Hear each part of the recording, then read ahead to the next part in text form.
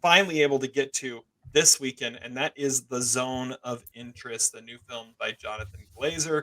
We're going to go to Zach first on this one. Zach, tell us about The Zone of Interest and what you thought. Yeah, The Zone of Interest was my number one most anticipated movie of 2023. I guess the second half of 2023 when we did that. So The Zone of Interest is, as Terry said, the new film by Jonathan Glazer. It stars Academy Award nominee Sandra Huller, who did not get nominated for this film.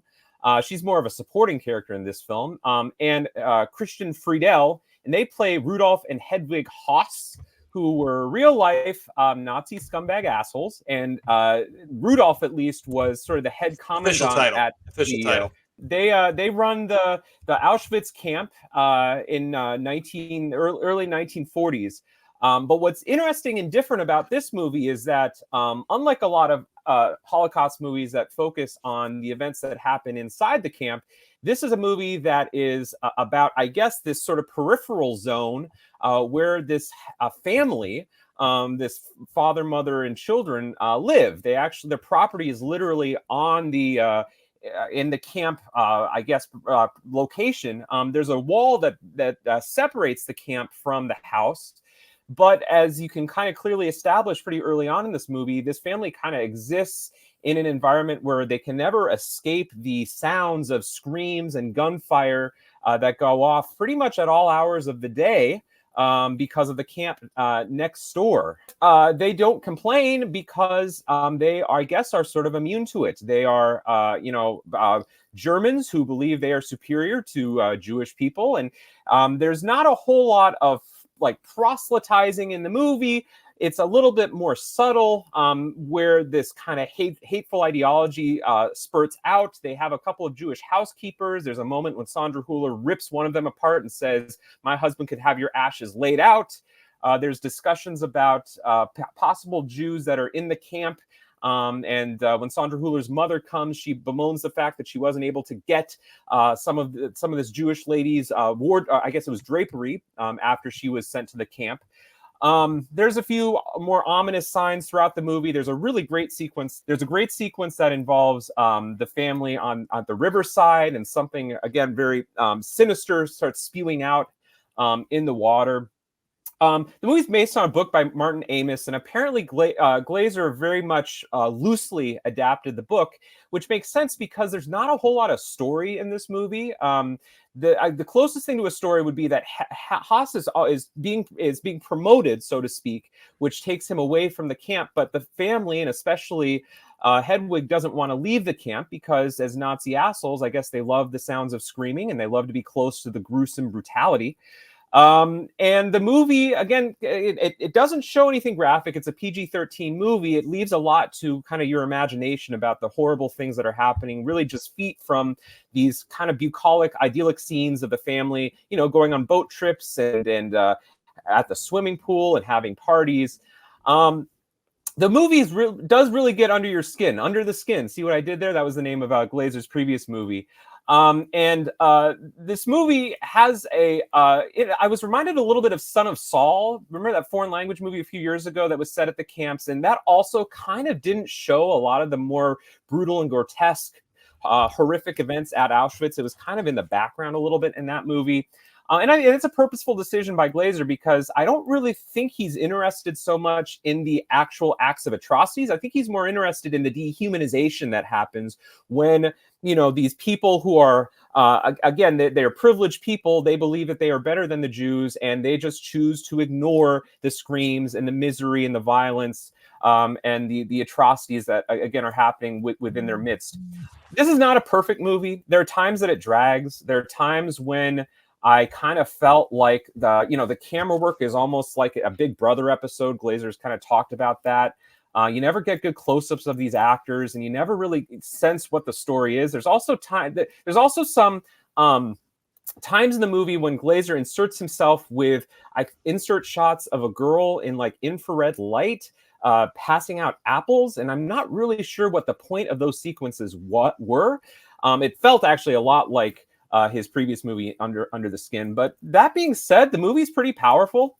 I think it has a pretty interesting and resonant message about how a lot of people just tune out suffering and injustice and violence, and they can continue to lead their lives. But ultimately, the shoe does fall, and the movie, I think, does something kind of brilliant at the end of the movie by doing a little bit of foreshadowing and kind of illustrating that to some degree Rudolph Hess knows what he's done, and he I think understands his guilty conscience to some degree.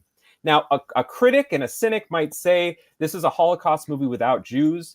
The camera shies away from it. We don't see the suffering. I don't like to see suffering, but I like depictions of marginalized people. And of course, the millions of Jews that died at the Holocaust deserve their stories. But in a way, I was also very much reminded of Shoah, which is one of the great documentaries of all time, the Claude Lanzmann movie, which also shied away from brutal imagery. Lanzmann only did interviews in that movie, didn't use any sort of archival footage. And again, the worst things that happen, that transpire, are kind of left to your imagination. This is a powerful movie. I also got to give a shout out to the Academy for giving this movie a Best Sound nomination, because the sound design is its own kind of beast in this movie, and it's incredible. I hope it beats Oppenheimer, which I think had terrible sound design. And it's a really solid movie. I can't say that it would be a top 10 movie for me because it drags at certain points, but I think that's almost the point of it, is the banality of evil, which everyone loves to say. This is a 3.5-star movie, and I really kind of want to see it again because I don't know if I have a totally perfect read of this movie. I think it does things that went above my head while I was watching it, and that's to the movie's credits. So nice work, Jonathan Glazer, and I'm glad this movie got recognized at the Oscars. All right, 3.5 from Zach. Todd, you're next. Yeah, I'm at 3.5 stars as well. The sound design is kind of genius. It's certainly like a gimmick that he's doing, but I think that like the Oscar-winning sound design in Sound of Metal was that way too. It's sort of that kind of thing. It's like damn effective though. It kind of sounds like there's just like this swelling sound in the background like the whole time. And you don't really know what it is. It could be machines. It could be like trains. You don't really know. But it reminds me of like when a house down the street or something is just playing like music like all night, and like all you can hear is like the booms of the bass and stuff. Like, it's really weird. It's kind of annoying, but I think that's sort of the point. I think Sandra Huller is fantastic in this. Like you get more inside her character than pretty much anyone else, and she's amazing to watch. The movie kind of reminded me of a Kubrick movie. It has like really wide angles. It's like unflinching and curious and non-exploitative and not sentimental. But it's about something like gravely serious. And it takes the basic story and digs deep into the characters and the atmosphere, and it makes something totally interesting. The adapted screenplay nomination is sort of a mystery. I'm not really sure. I mean, there isn't a whole lot of actual writing. It's all directing. I mean, I get the best director nomination. Like that should have been like a lock all along. But like the writing nomination, like, okay, I'm not really sure about that. It has a lot in common with the movie that it took the place of, The Killers of the Flower Moon, where it's like showing that there is humanity, even the most evil of people. Like Killers gets criticized for that, but this doesn't because Nazis or whatever. It's also about saying something about like as humans, you get so focused on yourself and on like your own family, and you look internally when like there's atrocities going on, and like quite literally in your own backyard. And even in most extreme cases like this, like they're contributing to it, but they're able to block out the noise of that because it doesn't affect them directly. And it's really interesting. It's an experience to watch, but I think it would have made like an all-time short film. Like there's barely enough to stretch to 105 minutes here, but I mean, it's still quite good. I'm giving it 3.5 stars. It also does not make my top 10, but it is an experience to watch. The ending, I will say, it takes a page out of what Quo Vadis Aida does. I think that's its most like clear companion piece. It doesn't do it as well as Quo Vadis Aida, but I get what it's doing, and I think it works. All right, yeah, I'm at 3.5 as well. I echo a lot of the stuff you guys are saying. One thing I feel like that if you were going to honor something for, like you said, Todd, the writing was a little bit of a strange nomination, but you're right. This is all directing. This is also maybe the most unconventional Best Picture nomination that we've ever seen. And we had Drive My Car though. Yeah, like this is the new normal. Like this foreign film thing. Yeah.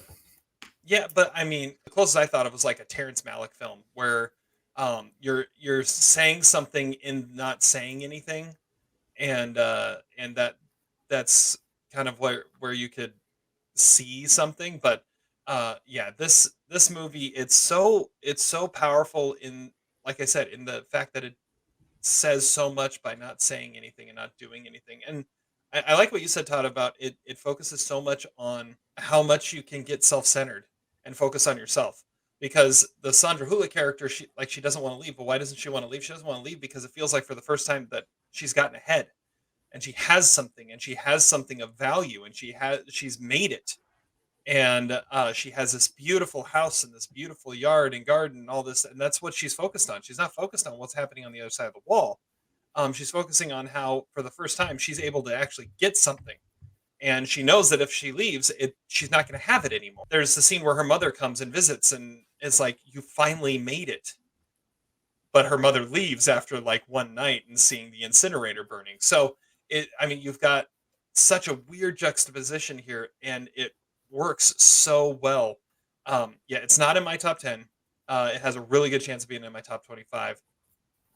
But yeah, it is a master class of directing, filmmaking, sound. I love the Oppenheimer sound.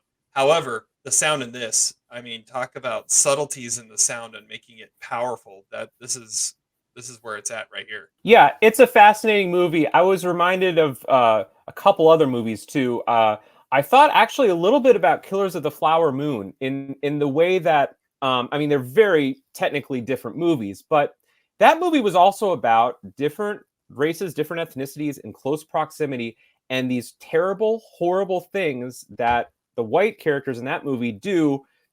It doesn't even like make a blip on their moral radar, And Sandra Huller is talking about, she wants to go to Italy again, and she's wearing this fur coat, and there's a scene where she's applying lipstick, and we can hear the scenes in the screams in the background. Like, there's just a total disconnect in the movie, and I also got to applaud the movie. I think it actually has it's an interesting movie. In some ways, I think it indulges too much in Glazer's sensibility as a director. Like, you can tell there's some very clear Glazer-like traits in the movie that, again, like I said, feel off. But then there's other times that I think the movie's actually quite subtle and nuanced, where I think a lot of other directors would have indulged in, oh, we're going to make this, where she goes into the camp, or we're going to show this from the perspective of the kid, and he discovers what it's like to bully someone else. And there's no epiphany in the movie. There's no inciting incident. There's no climax in the movie. And I think for a lot of impatient viewers, that might be frustrating, but I think the movie is important because it's kind of just this existential, abstract feeling of, again, dehumanization. And you can't connect with these characters. You should never connect with them because they're truly despicable human beings. And I think we know that. I think it's fascinating and in some ways, I guess, problematic because, again, there's that one shot in the movie where it's like framed from a low angle and we see, Hess on a horseback and everybody's screaming, but we don't get any, I'm not asking for torture porn, but I can't give the movie 4 stars because I feel like that is an important part of the story that isn't there, but I'm not sure how it could have been there. Maybe it was there in the book. I'm not sure, but it's really a unique Best Picture nominee, and Glazer is maybe in some ways the best and worst parts of it simultaneously. What I thought was most unique about this movie was like how it made these characters the main characters, and then it was like doing it in the most practical way that you could possibly think of, to the point that you're watching like a board meeting where they're talking about like switching up the temperatures in the chambers in order to more efficiently exterminate people. Like, and they're doing it just in a way that is just so like matter of fact, like this is the way that it has to be, like, and this is going to save us money and all this stuff. Like, and that kind of thing is something I've never really seen before, or I don't think you're ever going to see something that will be brought on screen and replicated in the way that this movie does. Like, taking these such serious things and looking so much into the architects of the atrocities.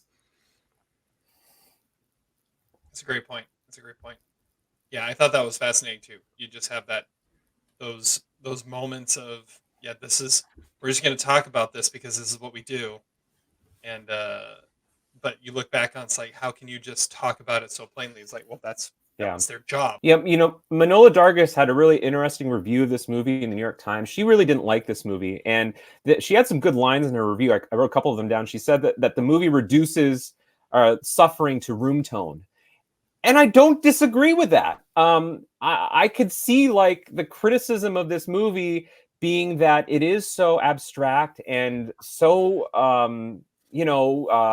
you don't feel any compassion or empathy for anyone in this movie. It's so vacuous and so empty in many ways. But I think that's an important. It's a unique perspective of the movie, and I think it's an important one just to illustrate, especially that kind of family dynamic. We don't always get movies about family members in the Third Reich and their blindness, willing blindness to what is going on, quite literally just feet away from them. And I think that's a fascinating element of the movie. I was also reminded of Boy in the Striped Pajamas, which is like a very similar story, but very, very Hollywood. Now, that's actually a good movie. I don't know if you guys have seen it, but that's a movie that has a second act, third act, climax, inciting incident, things like that. And it does it in an effective way. It's a much more kind of shrewdly Oscar baity type of movie. So like I said, I applaud that the Oscars are willing to recognize this movie, which is very, I think, anti-Oscar. No way it wins Best Picture, but hopefully it gets more recognition because of the nomination. Or a wide release. I mean, we went Yeah. and saw it. We had to find it in the small art house theaters around town. So, all right, it is thrice approved. 3.5 stars from all three of us. Yeah, if you can find this, check it out. It is worth the watch for sure. Well, it was in like 300 theaters, so it wasn't like I was still limited or anything. Like, but I mean, for a movie like this, that's still pretty good.